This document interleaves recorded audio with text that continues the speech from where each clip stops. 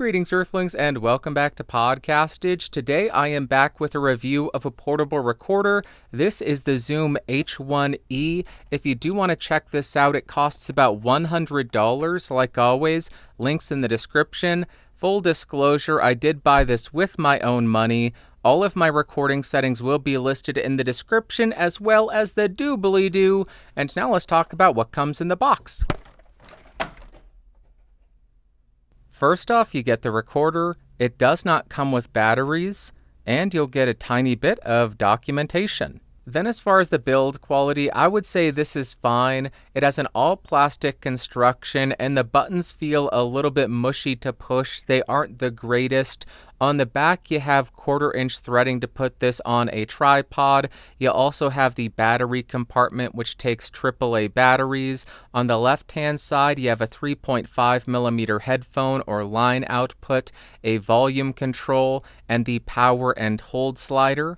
On the right-hand side, you have a micro SD card slot, the menu button, a USB-C port to connect this to your computer, your phone, or a power bank, a 3.5mm mic or line input, and then on the front, you have this great screen.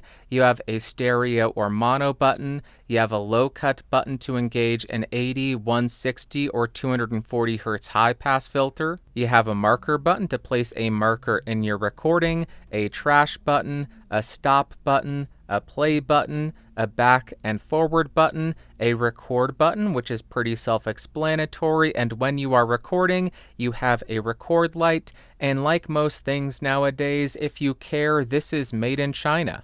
Then as far as the specs, I'm not going to read them to you because that would be boring, but I will have them up on screen. I'll also have them listed in the description, as well as provide a link to Zoom's website so you can dive a little bit deeper in case there's any specific spec that is really important to you. Now I'm spinning around the Zoom H1E to 90 degrees to show you the off-axis rejection and coloration. Continuing around to 180 degrees, this is the rear of the mic. Continuing around to the second 90-degree angle, there we are, and then rotating and ending at the front of the pattern. Now let's see how the inbuilt microphones handle plosives. Please bring pizza pronto. Please bring pizza pronto. Please provide pizza pronto, pals. Now, I know these microphones are terrible at wind and plosive rejection, so I pulled out an old dead cat that I bought for the original H1 7 years ago, and let's see if this can help at all reducing that wind and plosive noise. Please bring pizza pronto. Please bring pizza pronto. Please bring pizza pronto. Please provide pizza pronto, pals. Now I am right on top of the microphone to exaggerate the proximity effect, and here's how it's sounding. Now I'm 6 inches away directly in front of the microphone, and here's how it's sounding. Now I'm about 1 foot in front of the H1E, about 2 feet away from the H1E, and about 4 feet away from the Zoom H1E. Now I'm typing on a keyboard with Gateron Blue switches to see how much of my voice versus how much of the keyboard it picks up. And for the gamers, now I am clickety-clacking on the SAD-W and spacebar keys. I've never done this before, but let's throw the microphone on the keyboard and see how that sounds.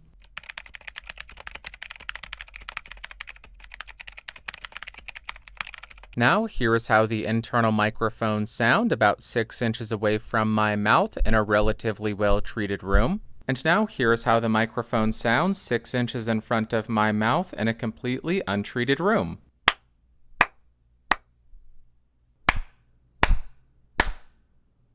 Now I want to see how effective the microphone is at rejecting shocks, so I'll start by tapping on my desk to see if it can reject that.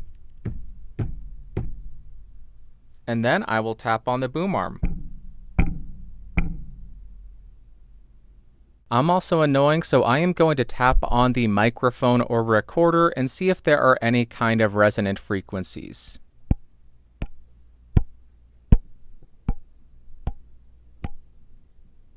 I also want to see how this recorder does at rejecting handling noise, so I will just pass it back and forth between my hands and see how much of that it picks up. I will lightly rub the case to see if that makes it into the recording. Let me go ahead and push some buttons.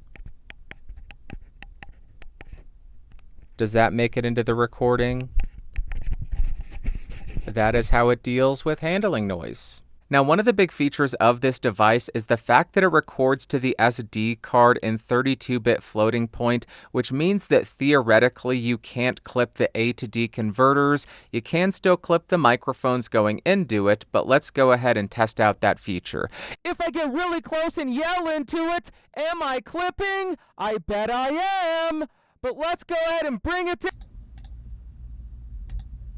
If I get really close and yell into it, am I clipping? I bet I am. But let's go ahead and bring it down. I never want to do that again because now I just have fur and hair in my mouth, and that's disgusting. But how did that sound? Was I able to salvage the recording using 32-bit floating point, or was I not? But regardless, that is the big feature of this device, 32-bit float. Now I'm right on top of the microphone to exaggerate the proximity effect. The low-cut filter is disengaged, and here is how it's sounding. Now the 80 Hz low-cut filter is engaged, and here is how it's sounding. You should hear a change in the bass frequencies. Now we are up to 160 Hz. This is the 160 Hz high-pass filter on the built-in microphones. Here is how it's sounding. And now we are on the 240 Hz high-pass filter. Here is how it sounds with the 240 Hz high-pass filter engaged. Let's go back to off, and here is how it sounds with that low-cut filter disengaged. Now I want to see how this thing handles external microphones. So currently I have the Rode Lavalier 2 clipped directly to my chest about 6 or 7 inches away from my mouth. I have the microphone running directly into the microphone input. There is no way to set the gain because this is a 32-bit float recorder. You just record and then you normalize and post. But here is how it handles an external lav mic. I just plugged it in and it's working. Simple as that, simple as pie. How does it sound? Now, because this is a stereo microphone, I of course need to include another ASMR test. So I will go ahead and rotate around so you can hear the stereo field and see if this is wide enough for you. I am only going to give you a spoken word sample. The day that I start tickling microphones is the day that I delete my channel. There you go. Does it ASMR? Now let's do a really quick comparison between the brand new H1E and a 9-year-old Zoom H1. The H1 is recording 16-bit 44.1 kilohertz. The H1E is 32-bit float 48 kilohertz. Level on the H1 is 55%. H1E has no level. I will be switching back and forth between them so you can hear if there is any kind of tonal difference. Is one noisier? Is one quieter? I will go ahead and normalize them to the exact same level. And let's hear what kind of difference in noise floor there is between a 9-year-old recorder and a modern-day recorder from Zoom.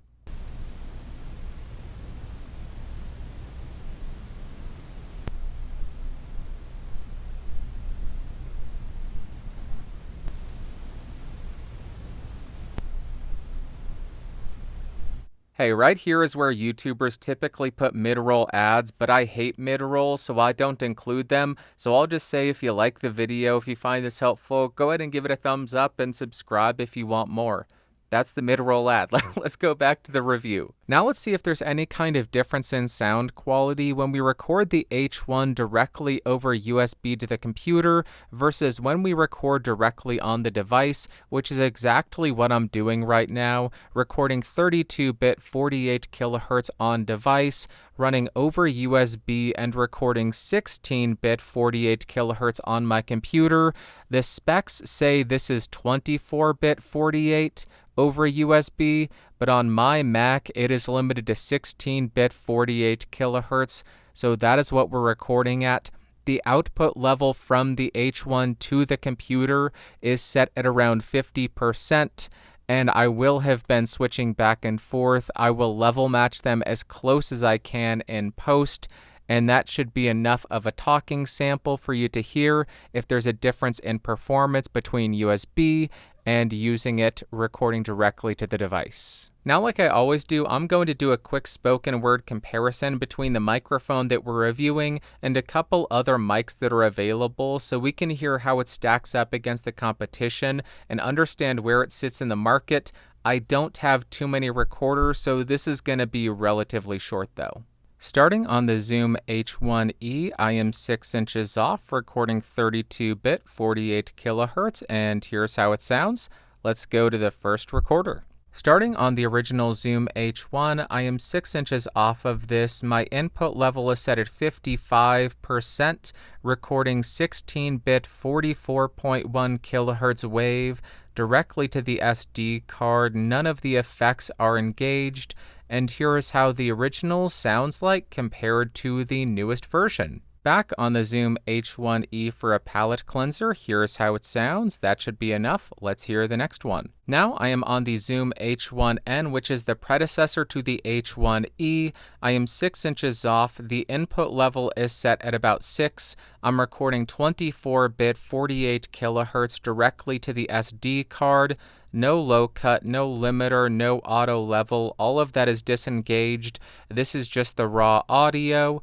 And here's how this sounds compared to the H1E.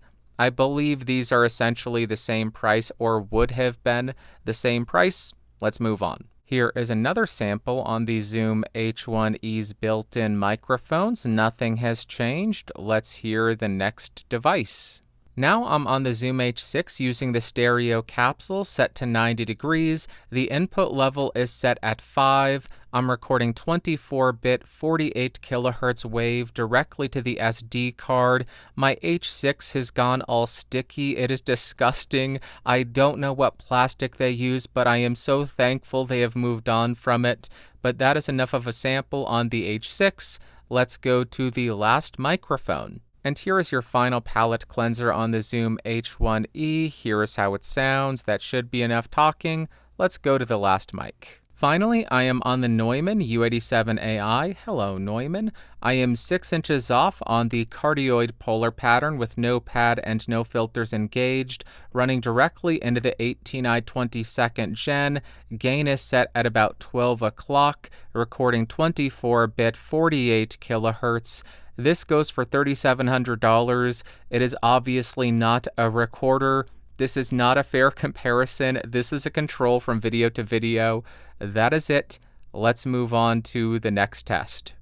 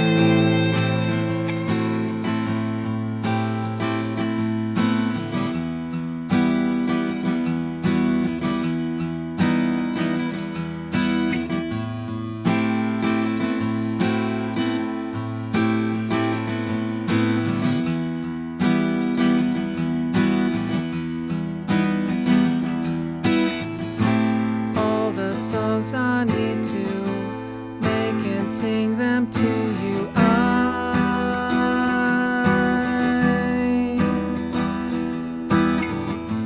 don't really think that I have anything left to say.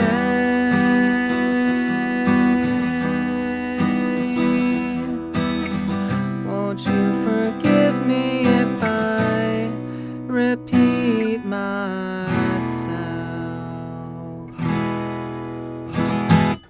That's how it sounds with vocals and guitar at the same time.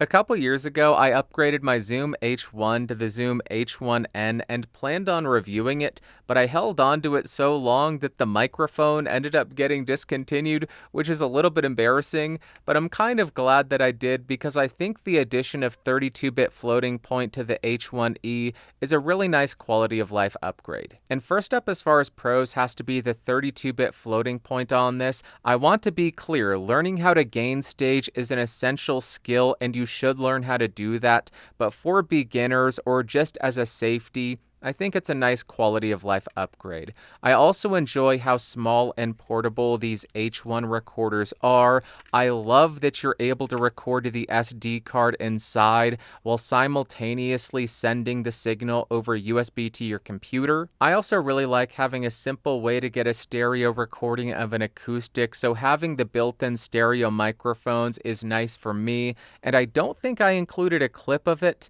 but they added a really nice accessibility feature where they have some voiceover, and I'll include a clip of it here. That's just a nice touch. USB mic setting, rec settings, SD format, output, system, help, exit USB mic, USB mic. Then as far as cons, this thing is absolutely terrible with wind noise and plosive rejection, so if you're going to be using this outdoors or talking into it, get a dead cat, get a windscreen, get a pop filter, get something, because it is far too easy to destroy a recording. Secondly, the handling noise rejection on this is not good, so if you are planning on hand-holding it, be very careful, or just don't do that. I also noticed while using this over USB into my Mac that I was limited to 16-bit. The documentation says over USB it should have 24-bit, but I was stuck with 16 and I need to point that out. And the final con for me is an issue that I have had with, I believe, every single Zoom product that I own,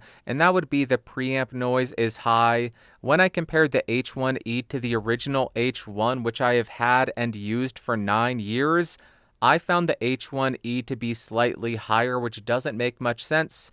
9 years on, the preamp noise should be lower, it should be improved, but it's consistent, if not worse. So just be aware of that. But if you're at all familiar with this tier of Zoom product and you've owned any in the past, you're likely used to that by now. You know if you're recording anything quiet, you're going to have white noise and hiss in the background. But I still think it's a con. And now what are my overall thoughts and opinions of the Zoom H1E?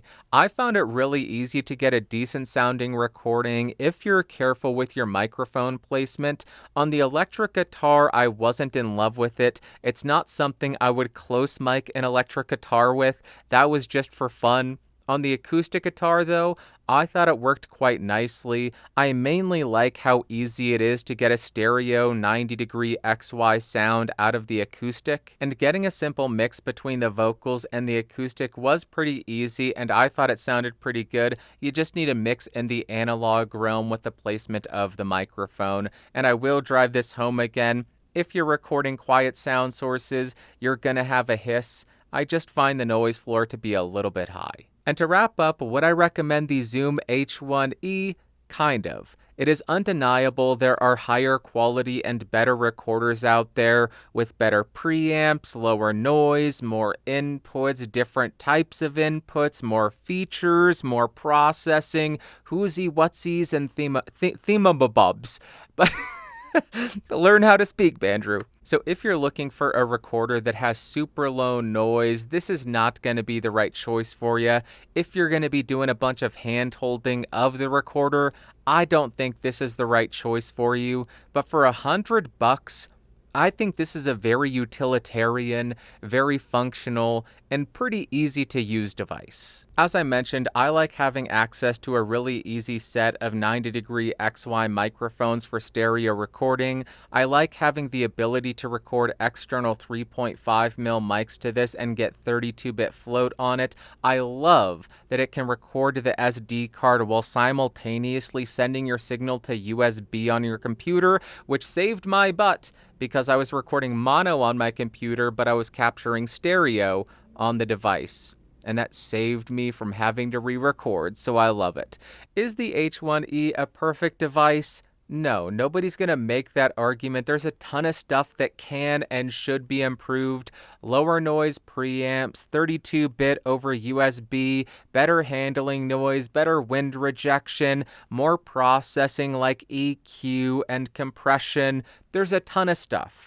But for $100, I think this offers a lot of bang for your buck. I doubt this would meet the needs or requirements of the more professional tier audio individuals. The performance just doesn't seem to be there. It seems to be more geared towards consumers, beginners, and hobbyists who don't have as critical of an ear, or the projects they're producing may not have as strict of requirements. And if that is you, I think this is a very functional recorder. But no matter what you do, no matter what you're recording, get yourself a dead cat, a pop filter, a windscreen. It's like $10. It'll save you so much time and so many headaches, or better yet, Zoom. Include one in the box. Come on, dude. It's necessary.